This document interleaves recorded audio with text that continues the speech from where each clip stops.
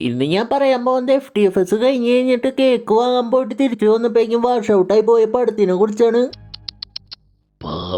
ഈ പടം തുടങ്ങുന്നത് ഒരു സൈക്കോ അണ്ണന്റെ സൈക്കോത്തരങ്ങൾ കാട്ടിയിട്ടാണ്. മൂപ്പര് ഒരു ക്രിമിനലിന്റെ ഓഫീസിൽ പച്ചമുളക് തയ്ക്കും. ഈ സീൻ കഴിഞ്ഞ് കഴിഞ്ഞിട്ട് അടുത്തത് നമ്മുടെ സൈക്കോ അണ്ണൻ ചെടി നനയ്ക്കുന്ന സീനാണ് കാണിക്കണേ. ഇതൊക്കെ ഭയങ്കര അർത്ഥമായിട്ടാ, നിങ്ങക്ക് മനസ്സിലാവണണ്ടാ. പിന്നെ കുറച്ചു നേരം കഴിയുമ്പോൾ നമ്മുടെ സൈക്കോ അണ്ണൻ ഗ്യാങ്ങിനെ വിളിച്ചിട്ട് വെള്ളടി സ്റ്റാർട്ട് ചെയ്യും. ആ സമയത്ത് കോമഡി പറയാനായിട്ട് കോമഡി സ്റ്റാറിലെ ഒരാൾ ബൈക്കിന്റെ ബാക്കിൽ ഒരു ലോഡ് ചളി നിറച്ചിട്ട് വരും. വളരെ ഫ്രഷ് ആയിട്ടുള്ള കോമഡി ആട്ടോ, കൈവറ കോമഡി, വെള്ളടിക്കേണ്ടുള്ളത്. ഈ സെയിം കോമഡി ഞാൻ എവിടെയോ കണ്ടിട്ടുണ്ടല്ലോ.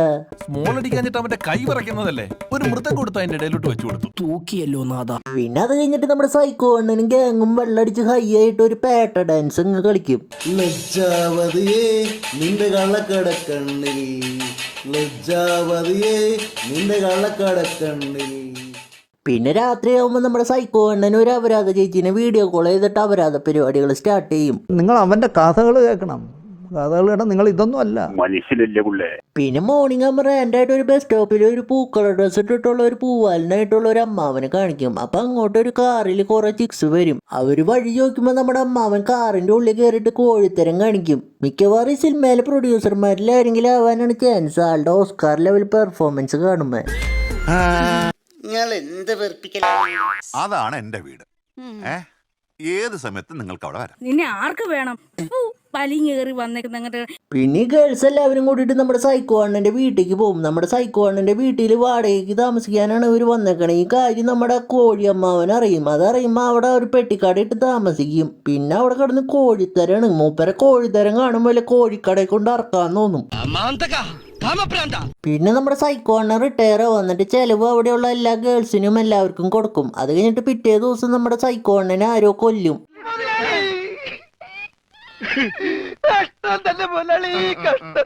പിന്നെ നമ്മുടെ സൈക്കോ അണ്ണനെ കൊന്ന കേസ് തെളിയിക്കാനായിട്ട് നമ്മുടെ ഓക്സിജൻ സിലിണ്ടറിനെ അപ്പോയിന്റ് ചെയ്യും. എന്നിട്ട് ആളുടെ എൻട്രി എന്ന് പറഞ്ഞ ഒരു ഡാൻസ് ആണ്.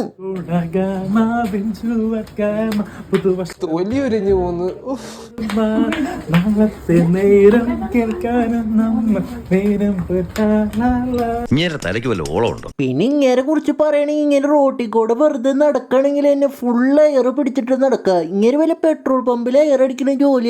എന്തിനു ഇത്ര എയർ പിടിക്കണേ? പിന്നെ നമ്മുടെ ഓക്സിജൻ അണ്ണൻ സൈക്കോ അണ്ണന്റെ വീട്ടിൽ പോയിട്ട് ആ ക്രൈം സീനൊക്കെ കാണും. എന്നിട്ട് അവിടെ നിന്ന് തിരിച്ചു വരുന്ന സമയത്ത് കുറച്ച് ജൂനിയർ ആർട്ടിസ്റ്റിന്റെ ഗംഭീര പെർഫോമൻസ് ഒക്കെ ഉണ്ട്. പിന്നെ നമ്മുടെ ഓക്സിജൻ അണ്ണനെ ഒരു സീനിയർ ഓഫീസർ വിളിക്കും. ഇന്നലെ ഒരുത്തൻ ജയിലിൽ ചാടിയിട്ടുണ്ട്, അവൻ സൈക്കോ അണ്ണനെ കൊല്ലാൻ ചാൻസ് ഉണ്ട്, അവനെ പോയി പിടിക്കാൻ പറയും. ഇത് കേൾക്കുമ്പോൾ നമ്മുടെ ഓക്സിജൻ അണ്ണൻ ബോഡി മൊത്തം ഓക്സിജൻ ഫില്ല് ചെയ്തിട്ട് അവനെ പിടിക്കാനായിട്ട് പോവും. അത് കഴിഞ്ഞിട്ട് നമ്മുടെ ഓക്സിജൻ അണ്ണൻ അന്വേഷിച്ചിട്ട് അവനെ കിട്ടുമ്പോ നമ്മുടെ അണ്ണൻ കാറിൽ നിന്ന് എന്നിട്ട് ഒരു ഒറ്റ ഓട്ട. ഇങ്ങനെ സമ്മതിക്കണം കേട്ടാ, ഓടുമ്പോ വരെ എയർ കളയില്ല.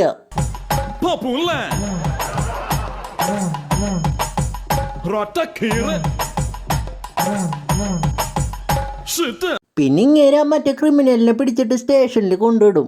അത് കഴിഞ്ഞിട്ട് ഓടിപ്പോ ലീക്കായി പോയിട്ടുള്ള ഓക്സിജൻ മൂപ്പര് റീഫിൽ ചെയ്യാനായിട്ട് കൈ കെട്ടി നിൽക്കും. എന്നിട്ട് ഓക്സിജൻ റീഫിൽ ചെയ്യും.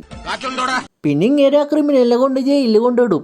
പിന്നെ ക്രൈം സീനിൽ നിന്ന് കിട്ടിയ ബുള്ളറ്റിനെ കുറിച്ച് പറയാനായിട്ട് ഒരു ഗൺ സ്പെഷ്യലിസ്റ്റ് ആയിട്ടുള്ള ഒരാൾ വരും. ഇങ്ങേര് വന്നിട്ട് പറയേണ്ട കാര്യം പറഞ്ഞു പോകാണ്ട് ഇങ്ങേര് കിടന്ന് കുണുകുണാന്ന് നിന്നിട്ടാണ്ടൊക്കെ പറയും. ഗണ്ണ് എങ്ങനെ ഉണ്ടായെന്ന് കുറിച്ച് വരെ കിടന്ന് പറയും.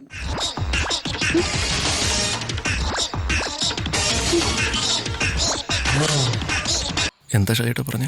ഒന്നും മനസ്സിലായില്ല, പക്ഷെ കാണിക്കണ്ട സംഭവം. എന്നിട്ട് ഇങ്ങനെ ഉദ്ദേശിച്ചെന്ന് വെച്ചിട്ടുണ്ടെങ്കിൽ ക്രൈം സീനിൽ നിന്ന് കിട്ടിയ ബുള്ളറ്റും ഇവര് കസ്റ്റഡിയിൽ എടുത്തേക്കണ ആളുടെ കണ്ണിൽ നിന്ന് കിട്ടിയ ബുള്ളറ്റും രണ്ടും വേറെയാണ്. അപ്പൊ ഇയാളല്ല കൊന്നേ, അത്രേ ഉള്ളൂ. അതിന് വേണ്ടിയാണ് 15 മിനിറ്റ് ഇയാൾ കഥാപ്രസംഗം നടത്തിയത്. എഴുത്തുമാനെ അറിയാൻ പാടില്ലാത്തവരെ കളിയാക്കുന്നോടാ. പിന്നെ ഇങ്ങനെ സൈക്കോ അണ്ണന്റെ വീട്ടിൽ വാടകയ്ക്ക് താമസിക്കാൻ വന്ന പെണ്ണുങ്ങളെ ചോദ്യം ചെയ്യാനായിട്ട് വിളിക്കും. എന്നിട്ട് ആ മർഡർ നടക്കുന്ന സമയത്ത് നിങ്ങൾ എവിടെയാന്ന് ചോദിക്കും. അപ്പൊ ആ ദൃശ്യം സിനിമയിൽ അഭിനയിച്ച ചേച്ചി ഞങ്ങൾ കുമ്മരംപള്ളിയിൽ ധ്യാനത്തിന് പോയേക്കാന്ന് പറയും. പക്ഷെ കുമ്മരംപള്ളി അല്ല, ഇവരൊരു സിനിമ തിയേറ്ററിൽ സിനിമ കാണാൻ പോയേക്കാന്ന് പറയും. ഇത് പറയുമ്പോ എന്നെ ആ സിനിമ തിയേറ്ററിൽ പോയിട്ടൊന്ന് ചെക്ക് പോലും ചെയ്യാണ്ട് ഇങ്ങനെ അത് വിശ്വസിക്കും.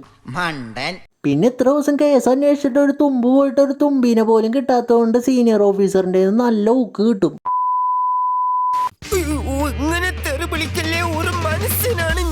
ഇത്ര ഊക്ക് കിട്ടിയിട്ട് ഇങ്ങനെ കേസ് അന്വേഷിക്കാൻ പോവാണ്ട് നൈസായിട്ട് റൂബിക്സ് ക്യൂബ് തിരിച്ചിരിക്കും. പിന്നെ അവസാനം തൊപ്പി പോവാറായിപ്പോ നമ്മുടെ ഓക്സിജൻ എണ്ണൻ അന്ന് കസ്റ്റഡിയിൽ എടുത്ത ആളുടെ അടുത്ത് പോയിട്ട് നിനക്ക് എന്തെങ്കിലും അറിയുമെങ്കിൽ ഒന്ന് പറയടാന്ന് പറയും. അപ്പൊ അങ്ങേരെ ഒരു ഫ്ലാഷ് ബാക്ക് പറയും.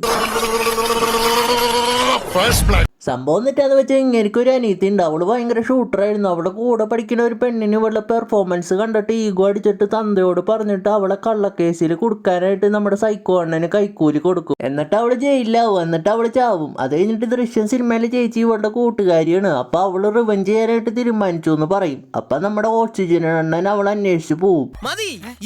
ഇത് ധാരാളം മതി, എന്തെങ്കിലും മതിയല്ലോ. എന്നിട്ട് ഇങ്ങനെ തിയേറ്ററിൽ പോയിട്ട് അന്ന് അവർ വന്നിട്ടുണ്ടോ എന്ന് അന്വേഷിക്കും. അപ്പോൾ വന്നില്ല എന്ന് മനസ്സിലാവും. ഇത് നേരത്തെ അന്വേഷിച്ചെങ്കിൽ 1 മണിക്കൂർ കൊണ്ട് സിനിമ കഴിഞ്ഞാണ്.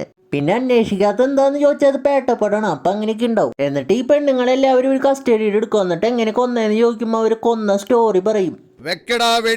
നിനക്ക് ഇത്രേ ഉള്ളൂ ചേച്ചി. നമ്മൾ അനാഥരാണ്, ഗുണ്ടകളല്ല. അങ്ങനെ നമ്മുടെ ഓക്സിജൻ എണ്ണം കേസ് തെളിയിക്കും. എന്നിട്ട് കേസ് തെളിയിച്ച സന്തോഷത്തിൽ ഇങ്ങനെ ഓക്സിജൻ റീഫിൽ ചെയ്യും.